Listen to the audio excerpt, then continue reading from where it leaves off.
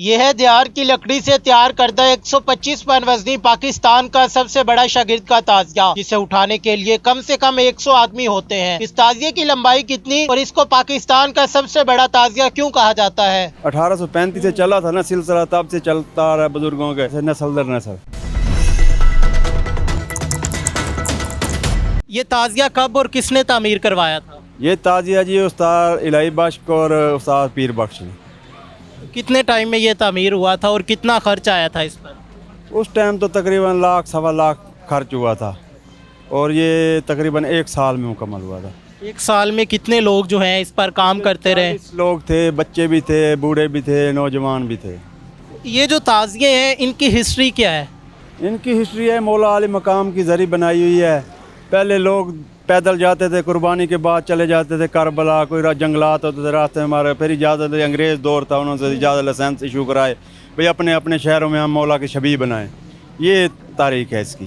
یہ جو تعزیہ یہاں پر موجود ہے شاگرد والا، اس کا کتنا وزن ہے، اس کی لمبائی کتنی ہے اور چوڑائی کتنی؟ اس کی 33 فٹ لمبائی ہے اور 10 فٹ چوڑائی ہے اور تقریباً 125 من اس کا وزن ہے اور 100 آدمی اس کو کندھا دیتا ہے۔ ابھی آپ لوگ اسے دوبارہ رینیو کرتے ہیں، اس کی تزئین و آرائش کا کام کرتے ہیں، تو وہ کتنے دنوں میں کمپلیٹ ہو جاتا ہے اور کتنے لوگ کام کرتے ہیں؟ یہ جی تقریباً ہم 6 محرم کو نکالتے ہیں اسے باہر، تقریباً 8 محرم کو یہ 3 دن میں کمپلیٹ کر لیتے ہیں۔ بیٹے ہوتے ہیں، بھائی ہوتے ہیں، چاچا مل جل کے نہ سارے کام کر کے مکمل کر لیتے ہیں اسے۔ تو آپ اس کے لائسنس ہولڈر ہیں، اس کے لائسنس ہولڈر ہونے کے لیے کیا کرنا پڑتا ہے، اس کا کیا طریقہ کار ہے؟ طریقہ کار تو کوئی نہیں ہے، یہ 1835 سے چلا تھا نا سلسلہ، تب سے چلتا رہا بزرگوں کے ایسے نسل در نسل۔ باقی یہ ہر سال رینیو کرنا پڑتا ہے۔ تو اسے آپ ہر سال اس کی تزئین و آرائش کرتے ہیں، اس پر کتنا خرچہ آ جاتا ہے؟ اس پہ خرچہ 70 سے 80 ہزار روپیہ۔